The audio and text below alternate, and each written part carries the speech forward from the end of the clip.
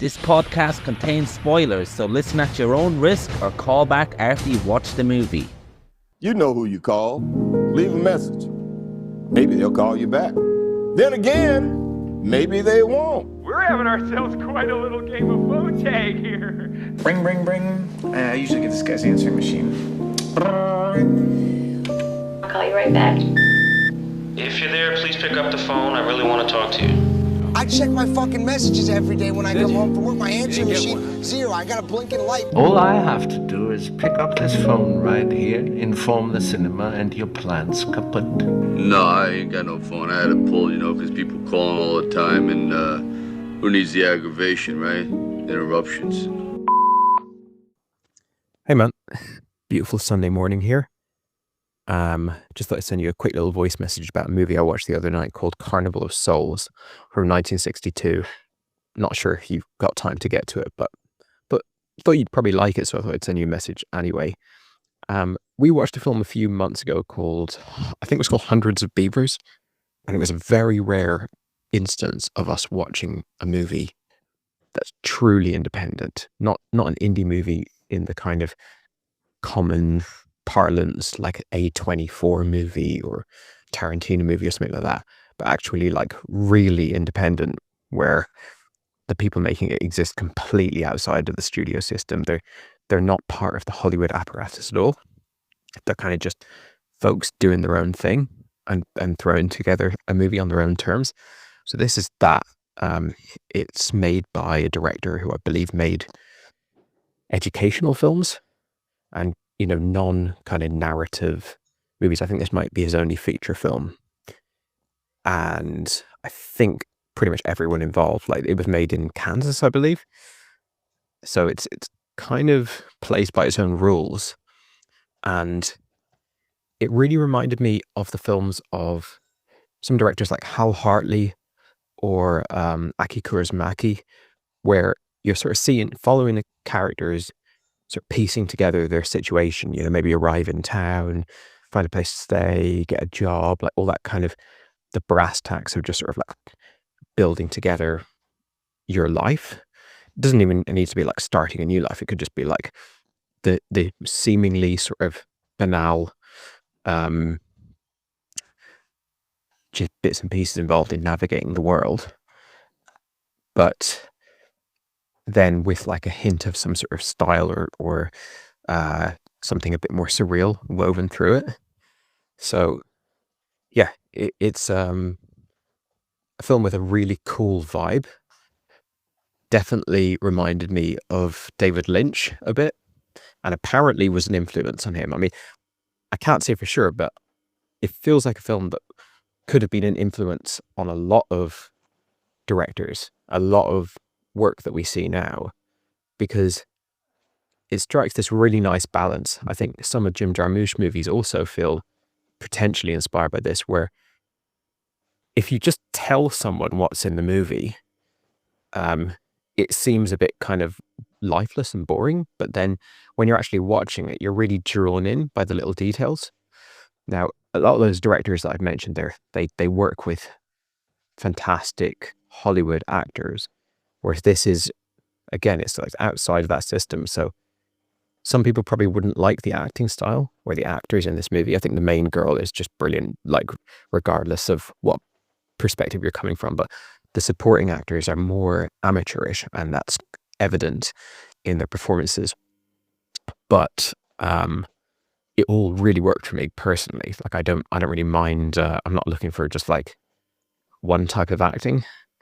I found every single actor in this movie, from the preacher to the guy that's always hitting on her, to the shrink and the old lady that runs her boarding house and all that. They're just very engaging and very, the movie just commands your attention. It's also gorgeous. So we watched The Innocents recently, which I think was made maybe the year prior. They're both black and white films made long into the color era, and they don't have much in common visually, but they're both really, really well photographed. There's so many shots in Carnival of Souls that are just like a gorgeous tableau, a big, far, long distant shot where you're seeing loads of the environment, kind of seeing her walk through it, or just like really nice framing of her walking through a doorway or something. And I think that's probably the one feature, the one aspect in the movie that like really doesn't feel like it's coming from an amateur place at all. It feels like very, very accomplished cinematography. And yeah, I love like David Lynch's movies, the way it's just kind of like a collage of very surreal ingredients and very like, you can't make sense of it. So you can't go, at the end of the movie, it cuts back to a shot of her just being fished out of the water. So you can kind of, at that point, you can sort of make sense of the movie, and you can like reduce it all down to like, this is either purgatory or it's the experience of dying or whatever. But forgetting about that ending and just kind of beat by beat as you're navigating through it, it's like, initially it's like, oh, this is a ghost movie. We have the creepy man who, I think the director played that character, the creepy ghost man who keeps on appearing to her. And I love that first appearance where she's driving along the car. It's clearly rear projection, but even though it's rear projection, it's still kind of a shock when you see like a ghost on the outside of the car. Works really well. So you're like, okay, it's a haunting movie. Ghosts are just going to keep coming to her. But then that location, the titular carnival building thing appears on the horizon. She gets like very sort of drawn to that and hypnotized by that. And it's very imposing. And it's clear that it's really resonant to her, but it's also obviously very resonant to anyone watching the movie because it's such a strong visual. So that's not directly ghosts are after me. That's more like there's a mysterious location that I find hypnotizing. And then there's the element of her sometimes seeming to become a ghost herself almost, where the effect happens on the screen and no one can hear her, no one can see her, she can't hear anything, there's no sound. She wanders around for a while and then she goes to a tree and hears a little bird chirping and she's back to normal again. And so it's not just one thing, it's a whole bunch of little rhythms that run through the movie that really kind of come together to paint a quite surreal experience. I really enjoyed that. I think the movie wouldn't have its potency if it was more like there is a direct, very tangible, easy to kind of tie down thing that she's confronted with. It's more of a looser experience. And I think the location, this town that she gets into, and the bar that she goes to and the church and everything, and obviously the carnival thing on the outskirts, you get a really good sense of it, not the exact geography of it, but just the fact that like this is a place that she's gone to. Even before she gets to it, when she's driving out on the highway, it's just got such a cool vibe, the movie. Very vibey movie. So yeah, be interesting to see if you do manage to catch up with this, what you think of it. I'm nearing the end of my slate of October, watching a horror movie every day, and this would be one of the best ones I've seen, I think, and definitely something quite different. So yeah, let me know if you do manage to catch up with it.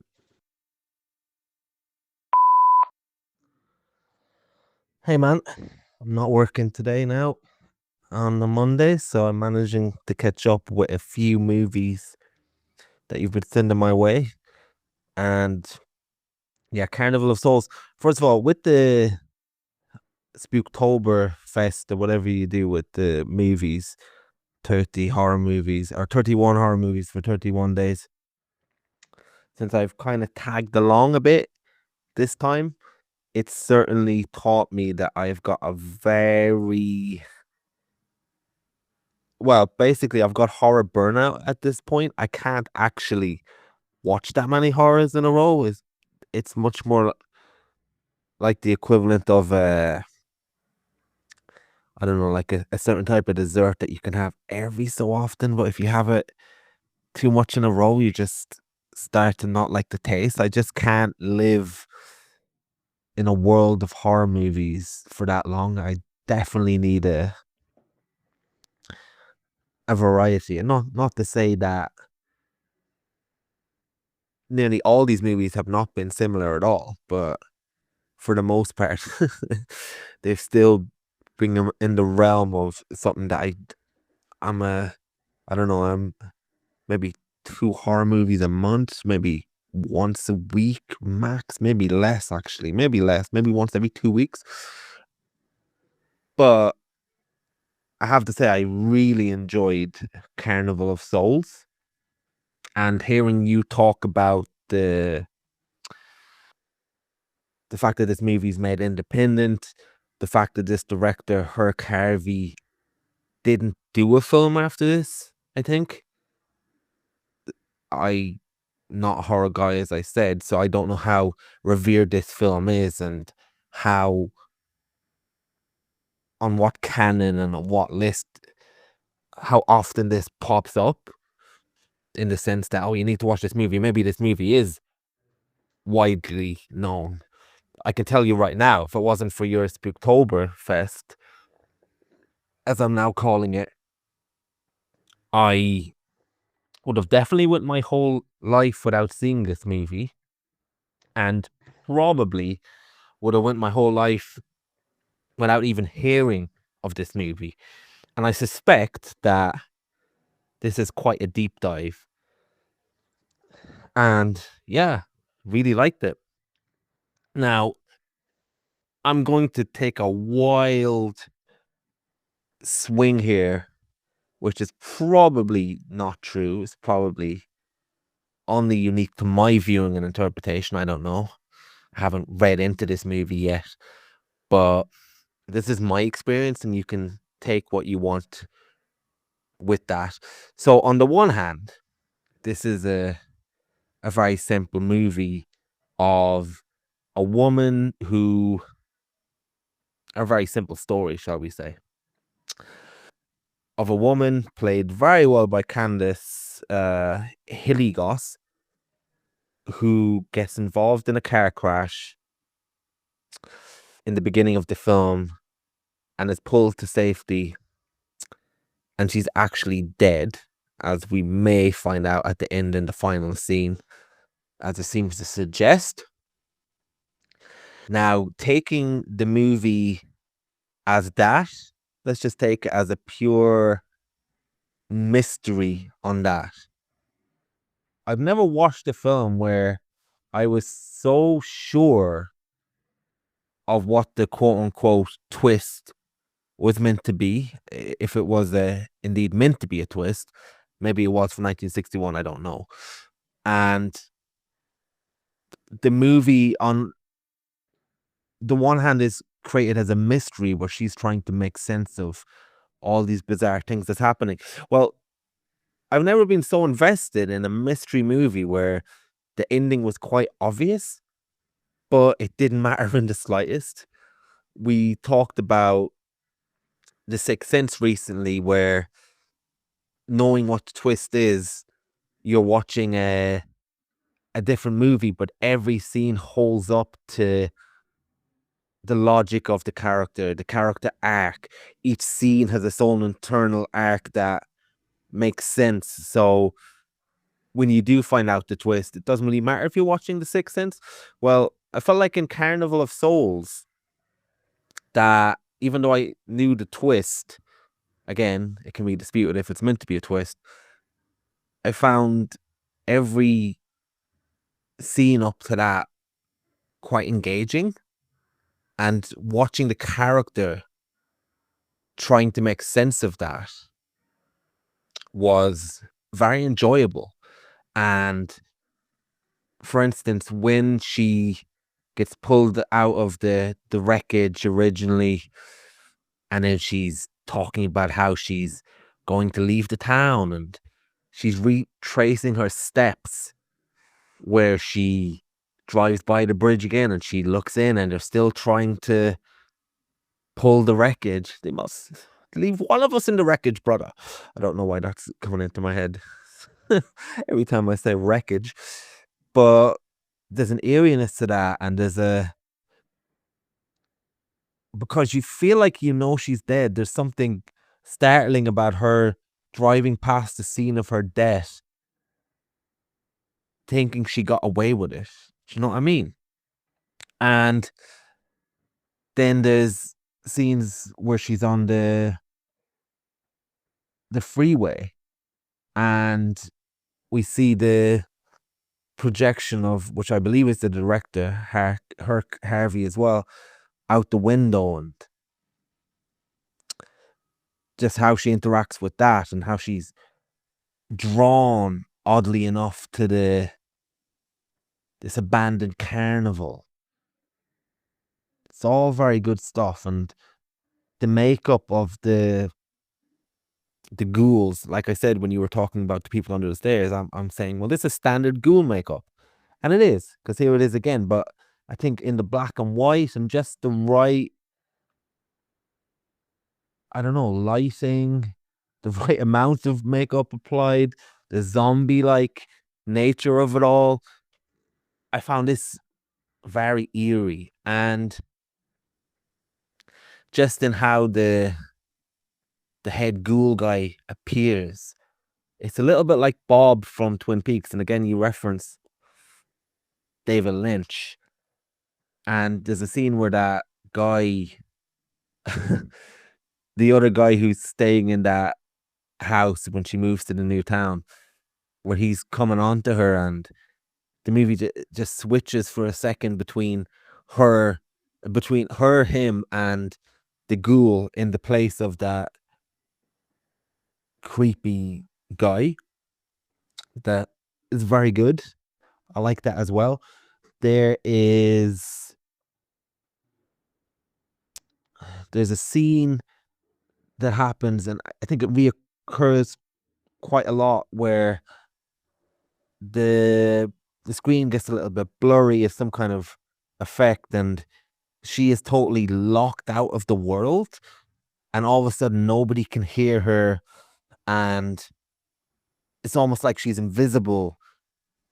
I thought that was really good, and because the movie starts going back and forth between her, quote unquote, interacting with the real world, and then totally getting locked out of it, and how scary that must be for a ghost, if we're taking it at face value, then that all works really well as well.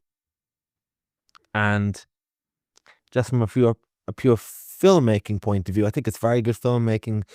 I'm reading now that he's done a lot of guerrilla filmmaking techniques when he's going into these places, asking, can he film?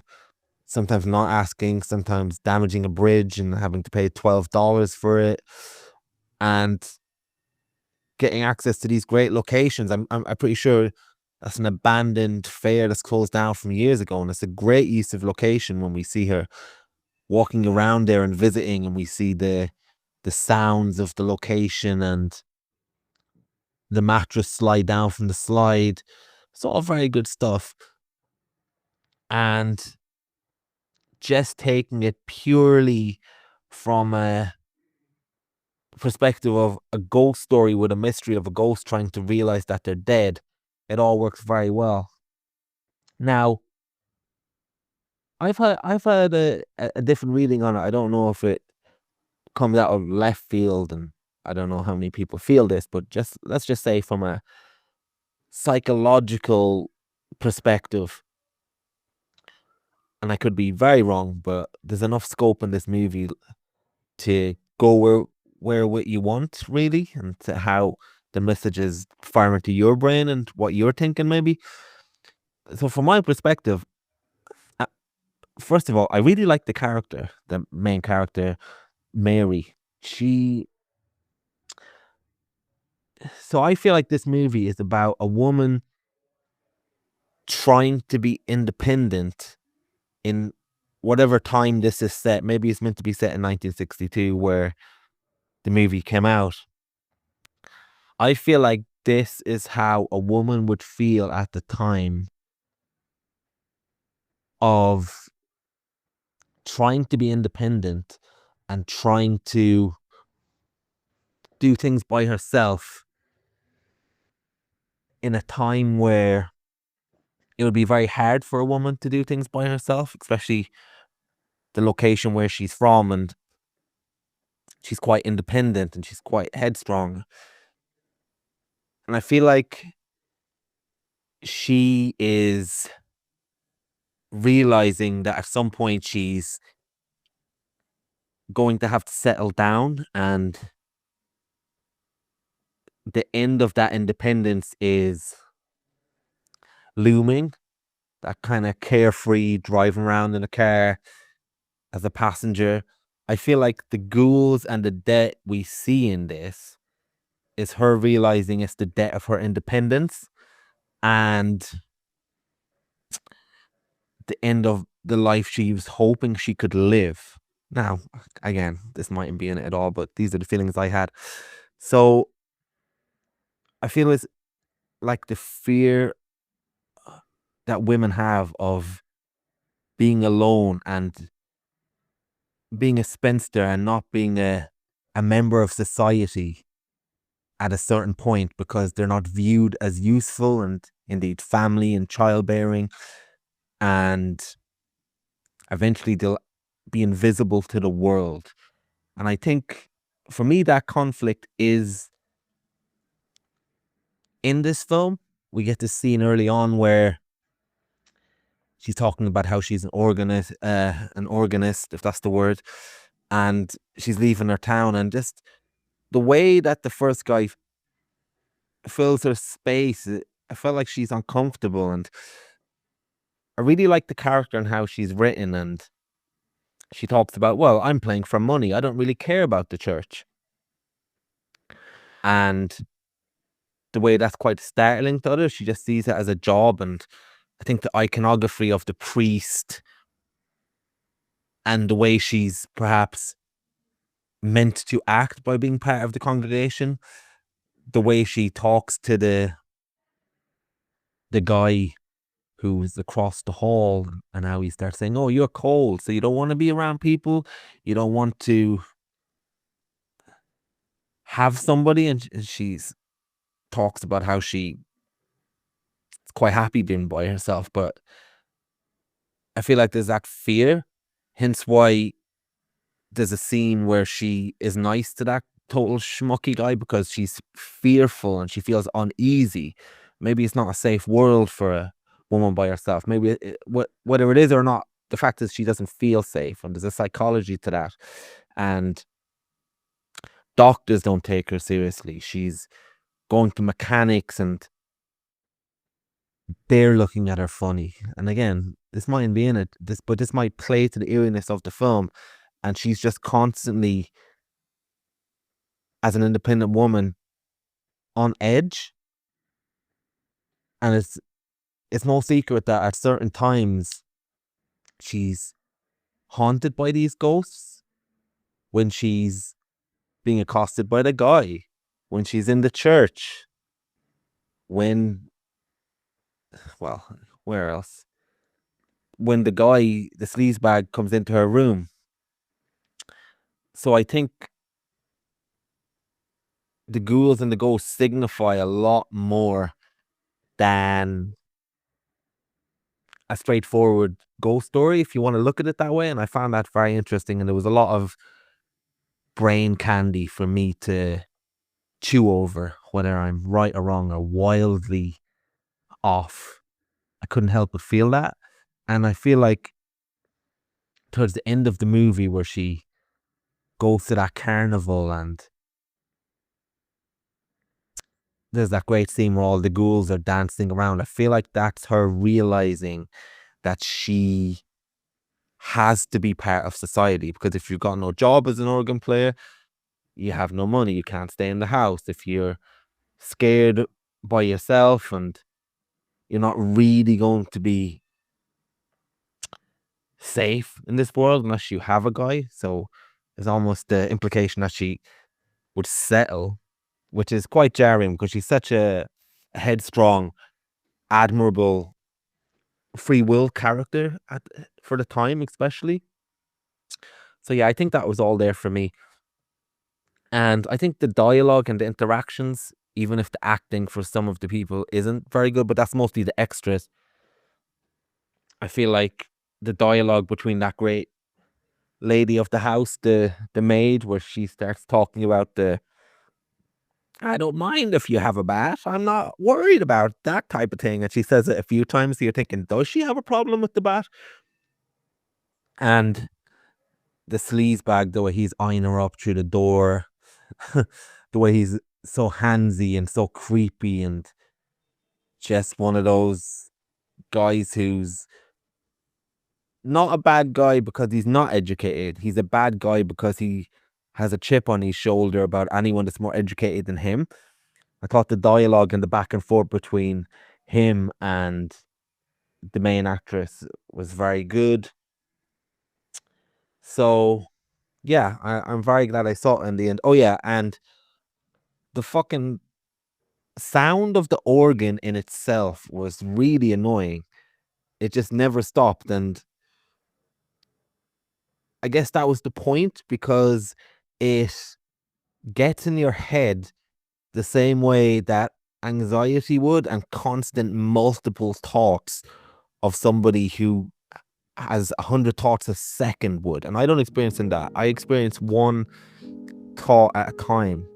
But from what I hear from women and a lot of people, that the organ itself is almost a signifier of how many different sounds and thoughts and ideas, and this thought leads to this thought. That constant playing of the organ really puts you in the psyche of the main character. So all very good stuff. And like you said, beautiful black and white again.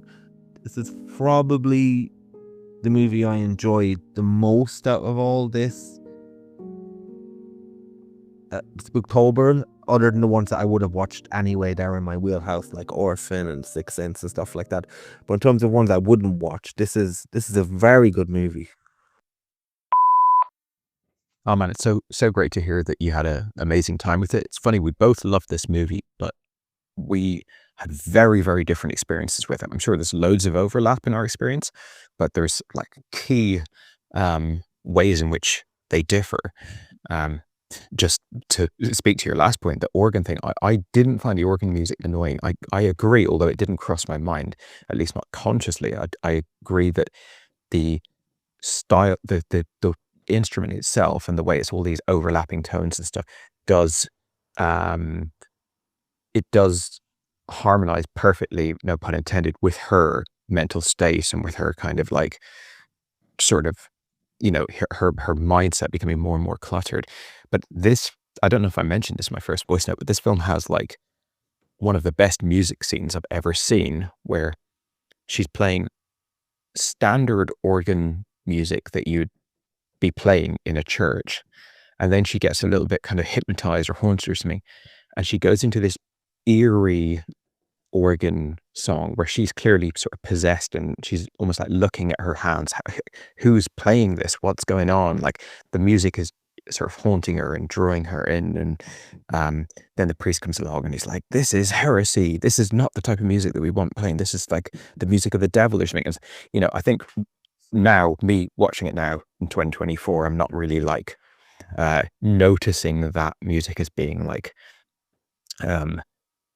notably sacrilegious, but I suppose it was narrow what kind of music you could play, and the music she's playing is really eerie, and so his reaction might seem a little bit like, he might, you know, you might expect him to be a bit more like, well, what the hell are you playing, rather than this feels directly sinful. But what you can get is like a character introduced as an organist, which doesn't really, is not overly noteworthy. I mean, it's explored in terms of her atheism and stuff like that, but then her playing organ a bunch of times, you're like, okay, this is just character at their job.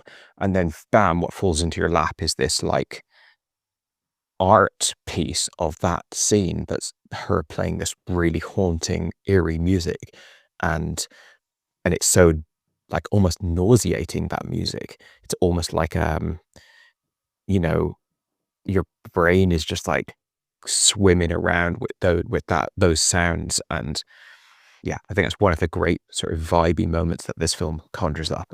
As I've kind of moved away from this film over the days and just kind of been thinking about it, or just it's coming back into my head, especially like when you talked about it as well. I just, the resonant thing that's come away in my memory from this film is just how vibey and how trippy it is. It's like you could watch it on mute, you could have it playing in the background when you're in a bar or something. It's just the whole journey that she goes on. This is, I think, the biggest relationship it has to Lynch, is it's that kind of Lost Highway, Mulholland Drive type thing. It's just like someone on a trippy journey, and a lot of what they're doing is not directly surreal, but the fact that it's under the umbrella of a more surreal overall situation just makes all of the small town mundane activity in it carry this real vibey tone. So yeah, really, really loved it. I've taken some notes on the stuff you said there, which is incredibly interesting, your interpretation of the film. So I'll just kind of move through those one by one. First off, you're talking about like the horror burnouts and how you can't watch that many horror films in a row, where maybe you're on a sort of 1 or 2 a month tolerance. Obviously, as we discussed, I have more, like I love horror. It's my favorite genre by far. It's my favorite genre of film, and film is one of my favorite art forms. But even going beyond like how much I like it within film, just horror movies are becoming more and more a part of my life, and more something that I'm excited for, I'm interested in. I pack October full of horror movies, but throughout the rest of the year, I'm always just interested in hearing about horror, and, watching them, and kind of, I find it such an exciting genre. Now, one thing about it is it's called a genre, and it is a genre, but the subgenres within are so established and diverse and distinct from one another that there isn't that much, it doesn't make that much sense sort of analytically to call them both the same genre. Like one of the films that I watched this month, all right, let's go with this one because you watched this as well. Let's take The Outwaters. If you take The Outwaters and then you take Shaun of the Dead, right? And then you take Inside, and then you take The Cabinet of Dr. Caligari. Take those 4 films. They're all horror films, undeniably, but they're as similar as Notting Hill is to Die Hard. You could say Notting Hill and Die Hard are both romance movies, but the experience of watching those 2 films is so different that it would be bizarre if they were in some sort of category together almost.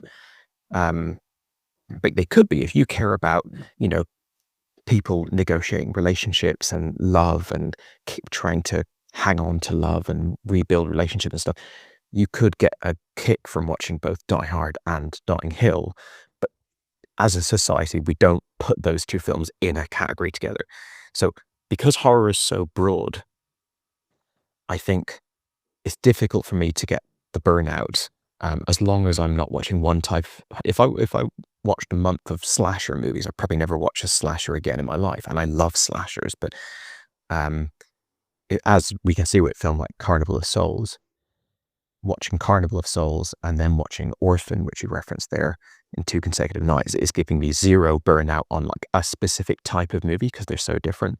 So I think that's one of the reasons why I can watch so many horror films.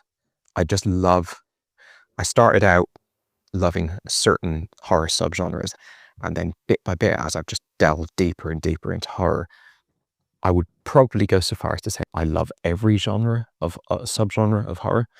maybe not torture porn. I don't know if I've quite got there, got the love for that, but there certainly are torture porn movies that I like.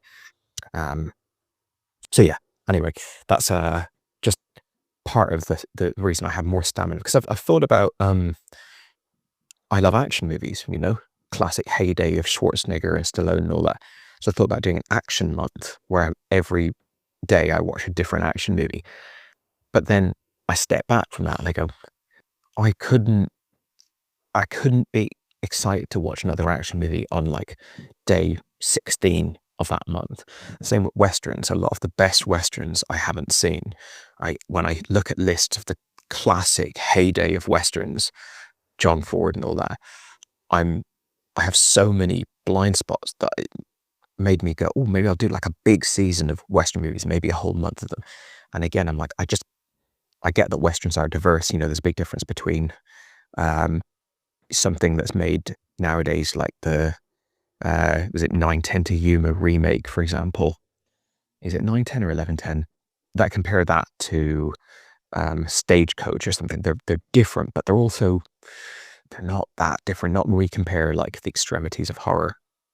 I suppose like Dead Man or something, you could throw that in. But yeah, still, I think it's the genre that I get least fatigued in. As long as I'm watching very different types of movies. Now, moving on to this movie, and the first thing that you brought up was that despite the fact that the ending was like glaringly obvious and like barely even a twist, you were still able to enjoy it wholeheartedly, or maybe even more so. And you referenced Sixth Sense and how that film is not weakened whatsoever by knowing the twist.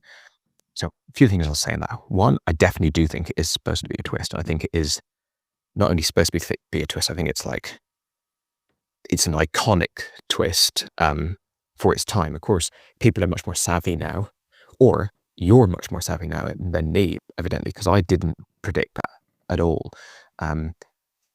I have seen many a horror film where someone almost dies and comes back, but then they weren't really supposed to come back. So they're now, the devil's got them, or death's got them in their grips, or they've seen the other side, so now they can communicate with ghosts or whatever. So I just took it as that.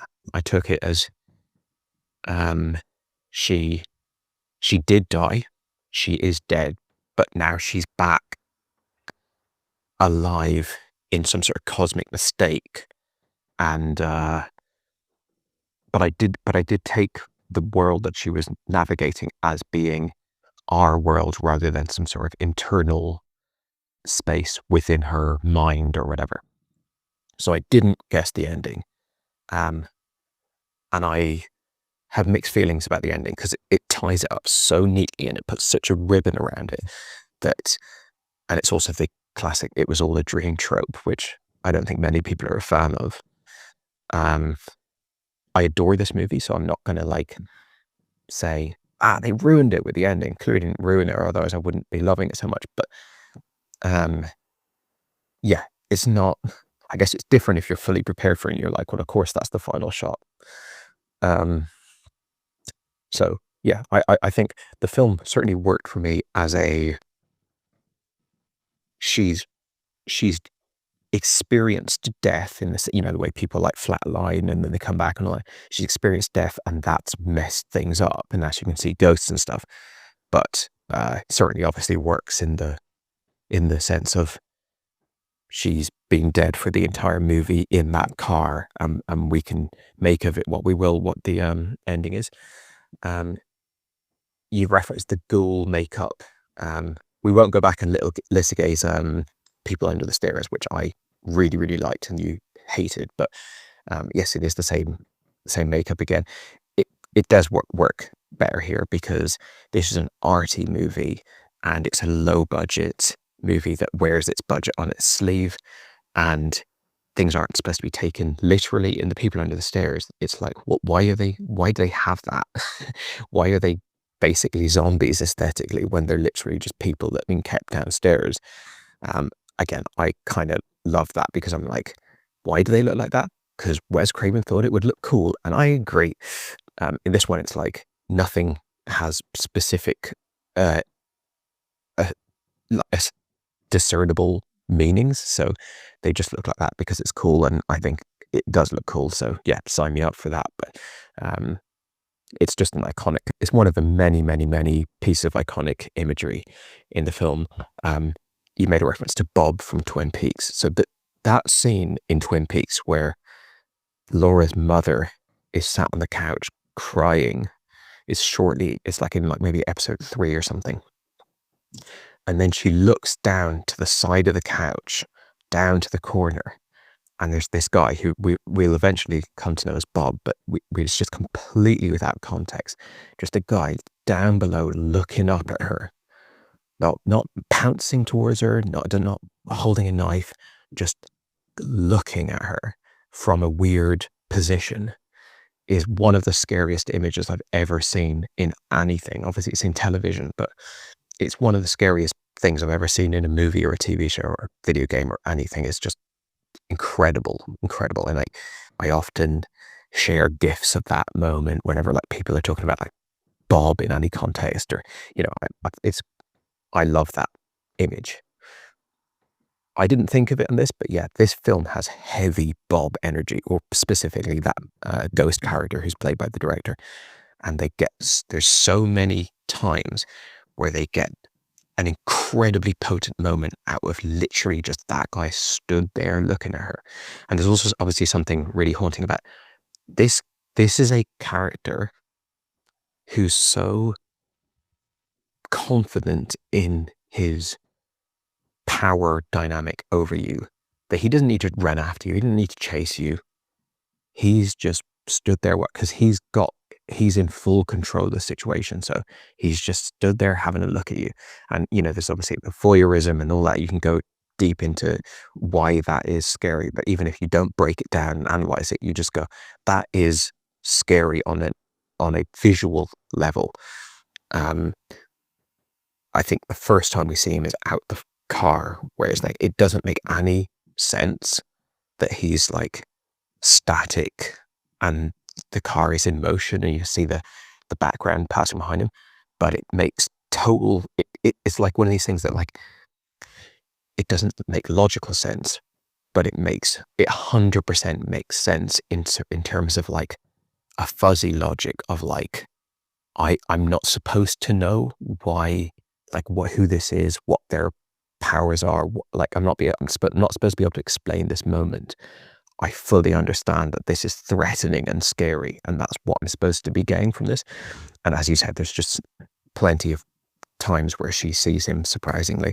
Always works. It doesn't feel repetitive. And yeah, it's one of my favorite things about the movie. That abandoned fair that you mentioned is actually, I believe, the origin of the movie. So as we discussed, this director is not a narrative film director. He's a guy that made, I think, educational films and just like general, I mean, there's so many filmmakers who are not making narrative film or documentaries in the classical sense. They're making corporate movies. They're making movies for institutions, be the educational, training or whatever. And, you know, understandably, we don't really think about those people as being part of the filmmaking world. We don't really think about those people when we talk about filmmakers, but they are numerous, and I don't know whether they outnumber the people making films from...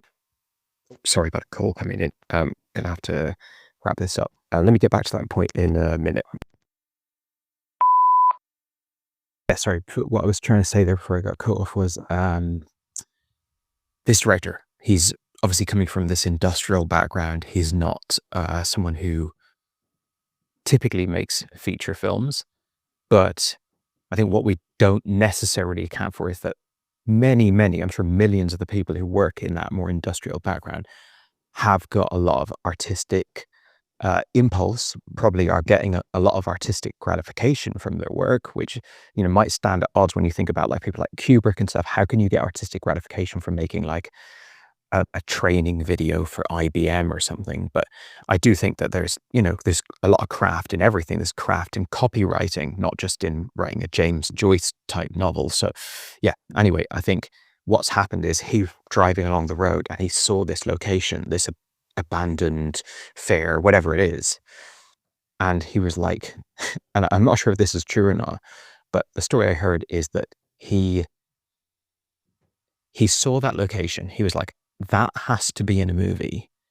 And I want to make a movie that ends with a whole bunch of ghosts running out of that location. Now, whether that last little bit is true or not, I'm not sure, but it certainly feels like he was driving along. He saw that location. He was like, that needs to be in a movie. What a phenomenal origin story of this movie when you think about how she's driving along on the road and she sees that and she's really drawn to it and it has some uncertain significance to her and becomes a big part of her journey. Like, I love that sort of rhythm between the two works. I listened to the director's, or well, the commentary track on the DVD of this, which is the director, the writer, and I think maybe producer or maybe a few other parties, critics. I wasn't actually 100% sure who was speaking at some point, but a lot of the time it's the director and the writer speaking. And I think, if I picked up on this correctly, that this is the first film by the writer as well. So we're getting real novices here. And, you know, there's that classic saying that you hear where it's like, the best way to direct a truly original movie, a brilliant, like, you know, groundbreaking film, is to have never seen a film before. And, you know, that might be a bit too glib to just put it like that. But this film is like one of those rare examples of like, these people, they're not, it's not like this guy's been like assistant director on like 50 Hollywood movies and like has been like working his way through that and then making like a bunch of shorts with famous actors. And, you know, he's just coming out of the blue and making this. And I think it really, really benefits from that. Now, the most interesting thing that you talked about it a lot, is the female independence kind of interpretation of this film and how it's maybe metaphorical for her being drawn into societal conformity and stuff like that. That's fascinating to me. So I love, one thing I've always said about horror is horror, and I'm not talking horror films, I'm talking horror as a umbrella term for folk tales people were telling in caves, you know, hundreds, thousands of years ago, whatever, right up to now. Horror is the art form that we use to process trauma. And you can see this today by the fact that the most passionate audiences of horror cinema in terms of demographics are groups that carry with them a lot of trauma and pain and anguish. So, for example, in America, the most enthusiastic horror appreciators are African American people. If you look at horror fandom, like nerdy horror fandom that I am a part of, an enormous amount of the podcasts and sites and journalists and stuff are from an LGBT background. I mean, like, just an overwhelming amount of them. If you type in a random movie like Carnival of Souls into Spotify and you pick a random podcast, a huge chance it's going to be gay hosts. Also, a huge percentage of the horror podcasting audience and the horror filmmakers, horror journalists, horror analysis comes from a feminist perspective. And I think as much as horror has its fair share, or more than its fair share, of kind of gratuitous nudity, male gaze, titillating stuff, not so much nowadays, but certainly that was like a big part of the commercial side of the business in like the 80s and 70s, maybe early 90s. It also has some of the most amazing feminist icons in its ranks. And this lady here in Carnival of Souls definitely can be counted amongst their number. Now, of course, I'm picking up on like, this is an unusual female character to see in a film this old, but I didn't have the full textured, thematically deep reading of it that you had. I think it all works perfectly. As you said, it doesn't really matter whether it's intended or not. I wouldn't be surprised to hear that all of what you said is intended, but also because it's such an unknown commodity, that this film and the making of it and the people who made it and all that, it might be the case that it's not all intended. Whatever the case, though, this actress is absolutely fucking smashing it in the role. I think she comes from a background of like early method acting and stuff like that. So she's bringing a lot to the role. She's fiercely independent. The fact that she's an organ player, but like makes a point of, look, I'm not religious. I'm also not like anti-religious. I'm a person. I don't feel the need to believe. It's just a job. And she's like incredibly independent, incredibly like confident and assured, self-assured, remarkably self-assured. As you said, the expectations and the reality of being a woman in this era, it's not something I can directly get my head around because I wasn't alive and all that, but I can certainly make assumptions about what it would have been like. And it clearly seems to be the case that this woman is very confident about living a life outside of societal expectations of her. The way that how deftly she's able to kind of bat off aggressive advances from this guy that lives across there. She's just like, no, I'm good. No, I'm closing the door. See you later. I don't want, like, she's very in command of the situation. And she's very confident, like just, driving off in her car across the country on her own, middle of the night, not bothered, not patting an eyelid, going to do this job in this other town, not worried about it not working out. And yeah, she's a great character. And if you look at the film through the lens that you have of like having an independent woman who's not looking for a man, not looking for kids, not looking to slot into the role that was predestined, but also not like angry about, not like, she just seems to be incredibly at peace with that. Then it as you look at the ghouls kind of grabbing her and holding her and taking the power dynamic away from her and then just swallowing her up and everything, it is easy to read into that as a sort of analogy for, all the stuff you said. Just kind of extending that a bit. At the beginning of the movie, as you said, she's a passenger in the car. She's clearly not happy with this drag racing shit, right? So she's in the car. Now, I don't know what age she's supposed to be, because it seems almost like teenage behavior, but I think they're not supposed to be teenagers. That wouldn't really make much sense in terms of the plot, unless it's like she's a teenager in real life and then this fever dream thinks she's an adult. I don't know. But without going that far, there's a bunch of sort of hysterical guys and gals in these cars who are doing some wild, stupid shit that you only do out of conformity to, like, I guess this is what we're doing as young people now in the early 60s. She's just not happy about this at all. But she's a passenger in the car. She has no agency in that moment. And that literally kills her.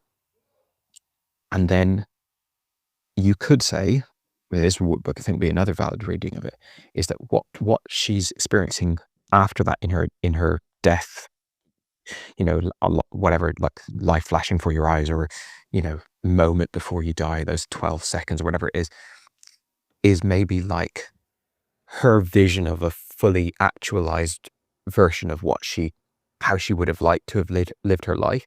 And she lived her life in a way that was not like that and therefore killed her, right? But we're now seeing her last attempt at being independent and living on her own terms. And then the more that goes on, death is grabbing that away from her. And I think if we could like bounce the ball back and forth like tennis here and just keep on coming up with elements in the film that can be read into in interesting ways when you look at it through a feminist lens, or you look at, through like a commentary on womanhood in that era. And I think that we'd probably come up with a lot of potentially valid ideas. But even if you don't do that and you don't kind of theorize about things that are not directly confirmed in the movie. I think just watching a film from this era with a female protagonist who is so nuanced and so surprising compared to what you'd expect to get on screen. Now, I don't know what you get in real life walking down the street talking to a woman in that era, but in terms of what we see on screen and what we'd expect to see from a female character in a movie from this era, she's very surprising and very well rendered. So yeah, great analysis. And, just another example of like the depth of this film. You could go thematic depth, or you could go forget about all of that and just go pure visual depth. Just like how haunting and pleasing and mysterious and arresting and interesting is it to just look at the visuals on screen with no character analysis whatsoever. The film is incredibly deep, and yeah, really glad that you had a good time with it. Hey man, really enjoyed hearing your analysis just there. It is a film rich in conversation. I do not take notes when you send me voice notes, so I'm going to try and remember everything he said. He said a lot. So first of all, I'm pretty sure I would get burnout even if I watched some of my favorite genres at the extent that I've been watching your horror movies for Spooktober. I could watch about 10 westerns in a row in quick succession and 10 sci-fi movies in quick succession. And I probably have enough. And probably sci-fi movies themselves has as much scope as horror movies. So it wouldn't necessarily be the fact that it's horror that has given me horror burnout. It might just be the continuous amount of a similar genre.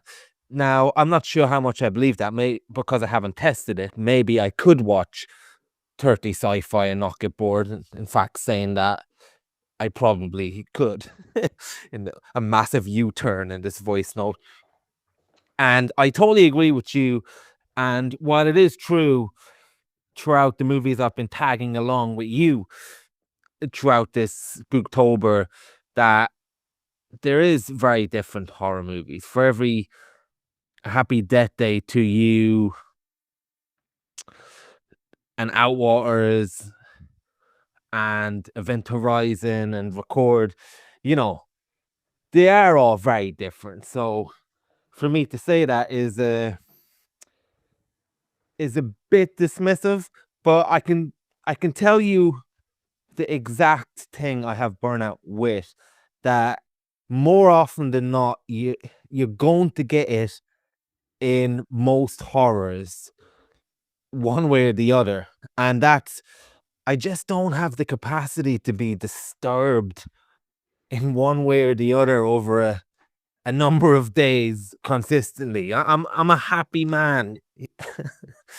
I'm happy. I have good thoughts. I have good daydreams. I have good images in my head. And Sixth Sense is a great mystery movie, but there's disturbing stuff in that.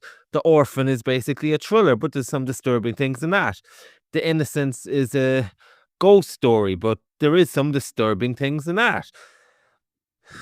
And it just chips away at my brain that I just don't want to feel disturbed on a continuous basis, or have some variety in between.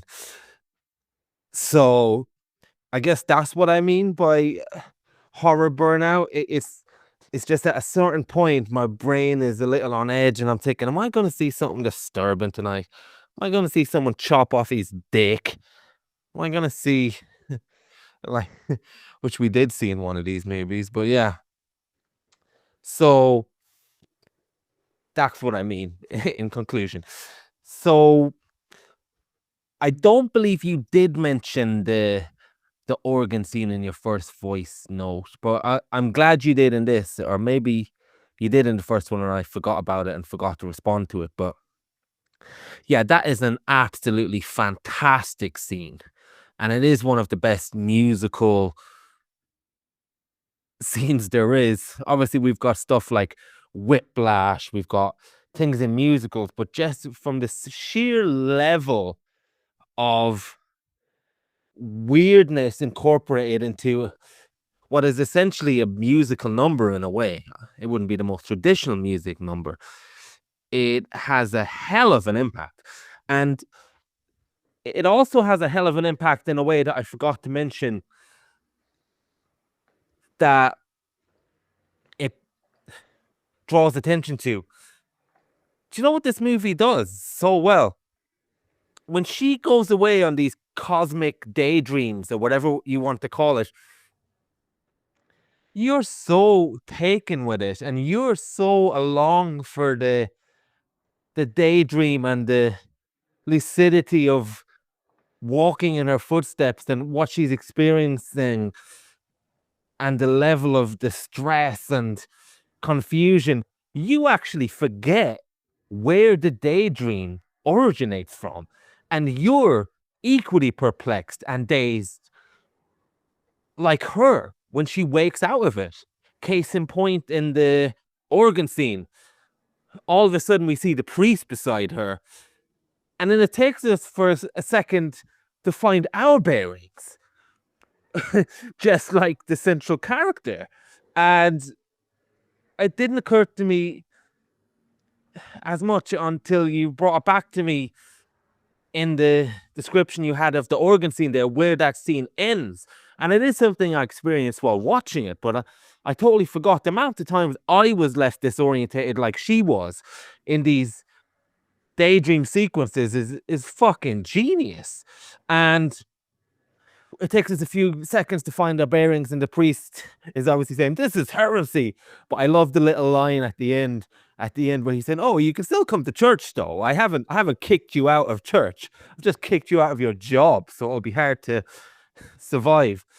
And there's another scene like that where I believe it's where she goes into the mechanics to get her car done, and she's in the car, and all of a sudden, before we know it, she's in this weird state again where the sound changes and nobody can hear her. I think she's walking along the road at this point.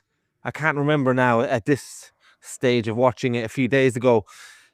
And she's trying to get people to pay her attention. She's getting really scared, and it goes on for a bit. And then all of a sudden she wakes up again, and she's back in the car. And for a minute you're thinking, oh yeah, that scene did begin in the car. And wait, why is she in the car? And you're trying to catch up just like the character. And I've seen so many movies, and especially modern movies, where they try and do those daydream sequences, and you're usually just aware that the daydream is continuing. You're conscious of it the whole time, so you're not fully in the daydream with the character. You're thinking, when is this going to fucking end, or what does this mean? You're never actually along in a sensory sense like you are in this very often. And yeah, just to go back to your Bob point, you're probably aware of this, but just in case you're not, the way David Lynch came across Bob was he was doing some editing, and one of the crew members got in the shot, and it scared him so much that he was so shocked that he decided to keep him in and put him in as a character. So even David Lynch's first encounter with Bob was an accident and a fright unto himself during editing. You might want to fact check that story, but I do remember it being true when I was mad into Twin Peaks at the time. So with that in mind, the way that this director manages to do it isn't even a happy accident. And you're right, the character is so confident and so intense with the power dynamic in this that it allows him to hold such a gravitas without doing anything in this scene. And I'm not saying this to make a comparison by any means, but just as a passenger along for the journey of this horror experience in these movies, it's amazing the way I can see elements like the makeup and people under the stairs, and I can see elements of the innocence, like the ghosts and the way they appear in this. And I can see similar aspects of that in something like Carnival of Souls, and absolutely love it. And it just goes to show you that there's these slight tweaks and slight adjustments where you get the same thing, or in case people on the stairs, massive adjustments, but the same elements can work so differently in so many different settings. It's pretty cool. And again, just to get to your point of the aesthetic of this movie being so good and being so Jim Jarmusch like, as you keep saying, which I agree. Just having a look there, Drake, everybody's favorite rapper, has a song called Knife Talk where he uses a lot of aesthetic from this movie, and it's probably the director's decision and the director of the music videos that came across these images and thought it'd be really good, but it does in a way form some of the aesthetic for the music video. Now I know there's other iconic people in that music video as well, but it is quite interesting that of all the things to choose, you choose a movie like Carnival of Souls. And I think the font and the opening credits of this movie, now that I think about it, are very reminiscent of, I think it's the Pixar movie Soul as well. I don't know if that was an influence. Now I might be wrong about that, but the Drake thing is certainly true. And you mentioned as well there that you didn't see the twist coming, and you certainly make a good case. If that was in my head, I guess it was probably because the movie is so old. I wasn't really thinking beyond anything like that. I was thinking very, well, this is the beginning of that type of thing, so they're not really going to give us that. Although you're the horror expert, so maybe they have, and maybe the fact that you've seen so many horror movies that you had more things in your head to confuse you than I did at this point. But just picking up your point that the character glitching almost between two different worlds in an almost purgatory type experience, and being brought back to the real world, but still being able to engage with some outworldly things. The movie certainly works on that level as well. And I think it actually makes a lot more sense based on some of the stylistic choices for that to be the case. But at the same time, like you said, we could talk endlessly about it. And I really do like your point as well of picking up where I left off in terms of at the beginning of the race, at the beginning of the movie, she's in the car for the drag race and in the passenger seat, and basically the epitome of lack of agency, which is in direct contrast to the character that we saw throughout the movie. And yeah, there is a lot to that as well, isn't it? And if you're going to engage with that, this movie is actually almost like a sliding doors movie, or a parallel universe, or a what if scenario through the dying eye of somebody falling off a bridge, which is disturbing on another level. And the other thing that I really like actually is with the ending of the movie, how they get to the twist. Now that I think about it, where they go to the fair or the carnival, and then they're following her footsteps, and then you see the end of that river, and then it leads to the river where the car was at the end, and they pull her up. So there's certainly a type of symbolism there that seems in both scenarios, she ends up by the river and dead. And in both scenarios, alive or dead, she's been pestered by men. It's crazy. There's a crazy amount to this. It's crazy. This guy. There's a crazy amount to this film. And I did also find it very interesting from your perspective, talking about who in particular horror movies resonate with. And you have seen a lot of that in the wake of Jordan Peele movies. You have seen a lot more quote unquote horror movies based on black people's horror or the likes of that. I suppose I can't think of any LGBTQ horror offhand, but again, I don't even watch the amount of the amount of horror movies you watch. But yeah, it is very interesting if you think about horror movies as a vehicle for trauma and to engage that in the most fucked up imagery, whether it's a serial killer or in the case of Get Out, white people trying to steal your mind. And I won't ask what the hell happened in your life that makes you so drawn to horror, but you know, maybe it's 400 years of British impression.